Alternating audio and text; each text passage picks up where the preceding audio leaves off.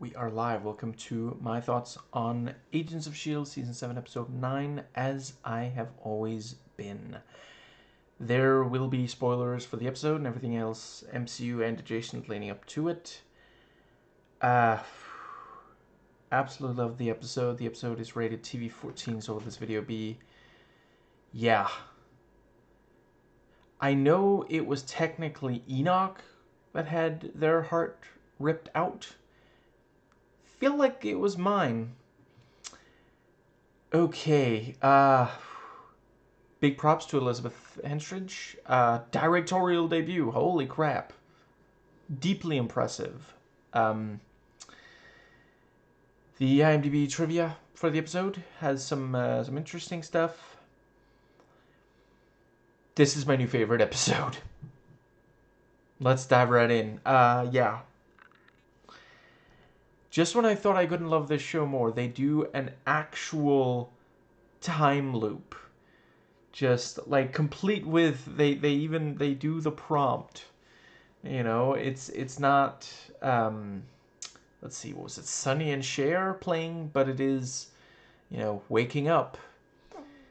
Yeah. Let's see. I think yeah, one thing I really appreciate, you know, by now you don't really need to explain a time loop to the audience. We you know, it can be effective to have a scene, it's not necessary, but effective to have a scene of at least one character realizing, oh, that's what this is. It's a time loop. But, you know, yeah, you don't really need to... The audiences are where Sousa is. You know, it's just, no, time loop.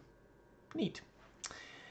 So yeah, I really appreciate, like, a good chunk of this episode is just them dealing with the time loop instead of having to spend a really long time explaining, no, it's a time loop and this is what a time loop is. You know, yeah, it's such a big part of pop culture by now, the concept is. So yeah, we can get to it real fast. Like, I think it was just I don't know, 4 minutes into the episode that we realized, oh, that, you know, yeah, time loop. Let's see. I'm such a mark sometimes. I do love just seeing people discuss, okay, so can we do this to fix the time loop? And, you know, yeah, at one point, like, Phil MD is like, we tried that. Time loops 24 through 43-ish? And, yeah, really appreciated the thing about, oh, so we can't do this forever. There's an actual limit to this, and I just want the other character to be like, yeah, what did you think we were doing? That movie, Live, Die, Repeat? No, that's not what it's called. Edge of Tomorrow? Is that it? I don't remember it as Live, Die, Repeat. Yeah, that remains one of my biggest problems with that movie. Anyway, yes, so the, yeah, I quite enjoyed Daisy just, you know, saying, okay, so now this person's gonna appear and they're gonna say this, the part where she said Elena's exact line word for word as Elena was saying it. Yeah. Yeah, and like getting Elena out of and the thing with, you know, yeah, she should be able to do it with her power and all. And let's see. I really liked Phil MD saying, you know, I thought it was more like a record skipping. You give me that look every time. Vinyl is back. You're supposed to know what a record is, you know, and yeah. He did some really great acting. Clark Gregg as Phil MD did some really great acting in this episode, as did Chloe Bennett as Daisy Johnson, and Joel. I'm afraid I forget his last name right now. My wrists are absolutely killing me. But as Enoch, just fancy. I cannot believe they're actually... They did it. They up and did. We're not going to get more Enoch unless, I guess, flashback or something. It's just not going to be the same. I'm really going to miss that Chronicom. Yeah, the... let's see. Right, Elizabeth Henstridge did some fantastic acting as well. Like, Oh wow, I really cannot wait to see. And I thought like when they like did another time loop after that, I thought we were gonna get to see, but nope, we're gonna have to wait for an upcoming episode to find out what did what did you do? You know, she really, when she remembered, she was very upset. Uh, yeah, the it was very clever that when Daisy died in a loop, she had to start over on learning this stuff. Um, and yeah, the point, you know, well, if you die, you're gonna have to start all over. We might run out of loops. So yeah, that was D'Souza had some really great moments here. I gotta say, I didn't see coming that the yeah. I mean, I don't know if they are together now, but there's definitely some romantic tension and kissing and all. But yeah, and I appreciate that she reminds him of Peggy, and I agree. I don't know if that's Marvel kind of being like, I don't know, you keep liking these characters, so I guess we'll make more. Um, I mean, I'm not complaining. I hope they're not going to do a thing of like, oh, well, he couldn't be with Peggy, but he can have the next best. No, please, don't do that in fiction. Don't do that in real life. Your partner is a human being. Do not treat them as like a replacement for another human being. That's awful. I think does that just about. I thought it was interesting that a bunch of the characters didn't do much for a bunch of the loops. I did not expect that, but I thought it worked. It's almost like a chamber piece. Like for a bunch of it, it's really just a few characters that I mean a chunk of the episode. I guess not continual chunk, but parts of this episode are literally just not just, but it's good. But they are Daisy and Phil MD talking about what to do, and yeah, it really worked. And the thing about, Daisy knows a thing or two about watching a friend of hers die over and over again, and then, Phil MD pointing out it's just not the same. Uh, I think, yeah, I also really appreciated, yeah, I feel like Mac wrote the episode because it's very solution oriented. It's all about, okay, so that didn't work, let's try something else instead of just yeah, literally running headed into a brick wall over and over again. Let's see. Yeah. I'm not saying every time loop needs to have it. Um, but I do really love when they do. And I do also want to acknowledge this is obviously not the first time MCU or adjacent has done a time loop. I already mentioned I'm spoiling MCU and adjacent leading up to and including the episode. By this point, Cloak and Dagger had done one of my favorite episodes of the 2 seasons of that show. Let's see. Yeah. Anyway, I really dig when a time loop does the smash cut as like, well, that didn't work. Kind of, that was yeah. The thing about they fight they fight Enoch, and they're like tougher than thought it was gonna be, and then okay, we better get everyone in, and Enoch climbs down, and everyone's standing there, and Smash Cut is like, well, what was it? Where did he get all those weapons? Just yeah. And is Deke dead? Very. Do we have to be sad about that? We do not. Yikes! They're still not big fans of the D. Let's see. I think that might just about. Yeah, the thing about, yeah, there's a murderer on board, which, like, okay, I'm here for this. Like, I didn't see it coming. Yeah. Time loop plus murderer does. I at some point I gotta watch Happy Death Day 1 and 2, and hopefully they'll make more. But yeah, again, want to acknowledge this is not the first time we've seen that concept explored in a piece of media. But yeah, it is just a fun, you got to solve a murder mystery in addition to dealing with the time loop. And yeah, I did not realize it was going to be Enoch until, but yeah, the programming makes sense. And I think that might just about, yeah, D'Souza trying, he's trying. What time do we eat? Well, I'm pretty sure you can just eat whenever you're hungry. Yeah, but I mean, some military vessels, people like eat together.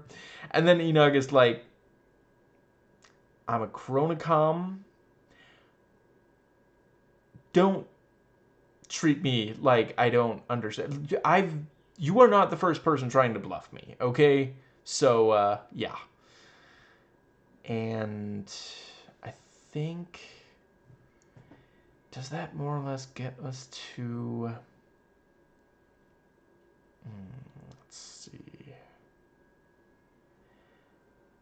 Yeah, I did think the countdown sort of, at the very start is 94 and then 91 and then, oh, you're out of the loop. You haven't been paying attention to how much distance is left. And the thing about, well, we can't fly away because, distance is technically irrelevant here. And that was also, I mean, it has been a little while since I watched Ant-Man and the Wasp, though I think that movie is better than a lot of people do. I believe that was also Time Storm. Don't get caught in Time Storm. We won't be able to get you out. And yeah, here they managed to get out. Makes sense. They have different technology. And, they have chronicom technology. They did not have chronicom technology in yeah. And yeah, that's a cool way to tie in, and yeah. I feel like the one thing they haven't done that they at all could would be like multiverse stuff. And I mean, really the closest, and I mean, there are 4 episodes left. I'm not really, I don't need them to, and I'm not sure they're going to, but yeah, the closest they've really gotten to doing that on this show has been Framework. And that's not technically multiverse, but it is close enough for my taste. So yeah, let's see. I think, yeah, I like the thing about, it's so weird you have to be awake for this. It's actually very normal for brain surgery, which this isn't. I mean, that's really, yeah. And I really, really loved that yeah, a couple of okay, so many things I love about this episode. I guess I'll just briefly say, yeah, one of those things is this episode technically does not have a villain. Like the closest maybe some antagonist character stuff with Enoch, and we don't even realize that Enoch is an antagonist until like the halfway point or so. And Enoch isn't evil; they are following the programming, And I also like the smash cut. Should have foreseen that the reprogramming would be password protected. Just yeah. Let's see. Sometimes she's a little too smart for her own good, because she obviously made a password and then had her memory of the password erased. So it's like, because that way it wouldn't be, yeah. Right, I really love that you can open the healing pod from inside. Makes a lot of sense. There are, like, in the real world, there have been people who ended up, suffering because medical equipment was not set up to enable the patient to free themselves from something. And I'm not saying there's never a good reason for that. We've all seen scenes in American media where someone wakes up and immediately pulls pulls out their IV and stuff like that. But yeah, other than the post credits, which I'm really looking forward to see. So yeah, I mean, I feel like next episode is gonna be them in the '80s trying to stop quake powered Nathaniel, and now very serious fire powered up. Crap. I'm sorry, I forget her name, but yeah, she's cool. I like her too. I know her too. She's great. Um, that's really the only villain presence in the episode, and they're not having any impact on what's. I mean, they don't even know what's going on with the characters, with our agents. Anyway, the last couple of things that I really, really loved about this episode. So,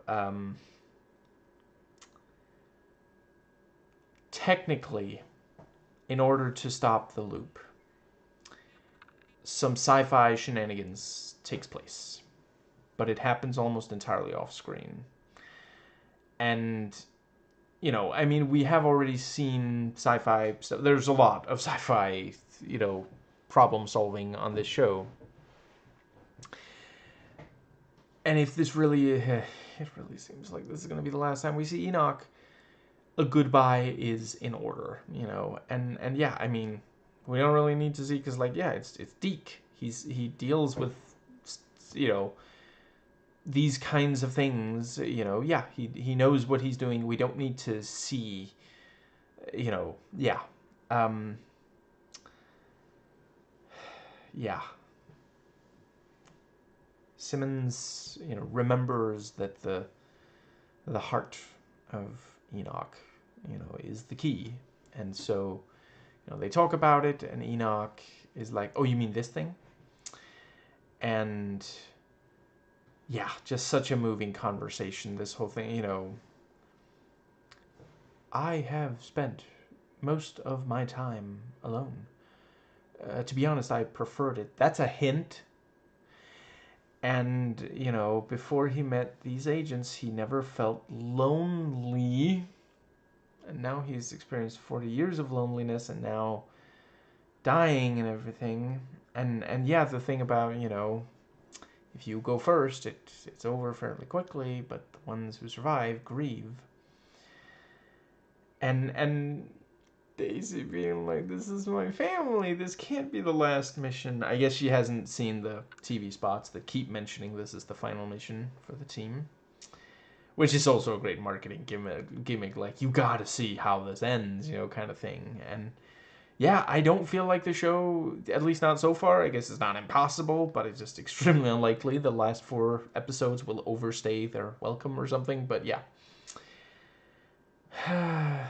Yeah, I really hope they're gonna like leave it on some kind of, maybe there's a new family she could be with or something. I hope she doesn't end up alone. I mean, sometimes the show gets very sad, and yeah. I think that might just about cover everything. Yeah, just yeah. Yeah, I think that is absolutely everything that. Right, I like the couple of times where D'Souza gets to comment on. He's like, "Is there any chance those words translate to English as it worked? Are you just combining words now?" And the phlebotinum thing was also clever because yeah, that proves it. If she just thought of it now, how could Daisy know the word? And like by the end, was it Phil MD who also joined? Someone else joins in. Mac getting radiation poisoning on his eyes, and then being like, "No, we can still do this," and the others have to be like, "Would you sit down? Fine, we'll do it. Just stay here." Yeah, it was really great. I know I've said a little bit about it, but the whole thing with Daisy, she's like, "You know what? I got time. Screw it," and sitting there and talking to D'Souza, and yeah, the whole thing, some really great stuff there. And yeah, try again, do it faster, and so she kisses him, and yeah. I think that pretty much covers. But yeah, it was really clever that, yeah, the only two characters who do realize it's a loop, you know, essentially each time they realize, because they're in these these pods that are like separated, so everybody else their memory resets completely, but not for these two because like the you know timey wimey BS stuff does not penetrate those. Sure, I'll allow it. I think, yeah. I'm impressed that this managed to be overall more emotional than the Cloak and Dagger episode because that one really got to me. Really, really excellent episode. That one is still scarier. The those roided up, Cheney and the others. That was, yeah. I mean, this wasn't. I'm I'm being facetious. While I do mean that one is scarier, I'm not saying that this one is trying to be. This one is funnier, and there's more like character stuff, which is also or more different characters, which is just in part. That one has it's a duo show. This one is about a team. Um, is it terrible that part of me wants there to be an outtake where, like, when Enoch says, "You surely you would do the same for me," they're like, "Sure, buddy, yeah." I think it has been a minute since Daisy had a boyfriend.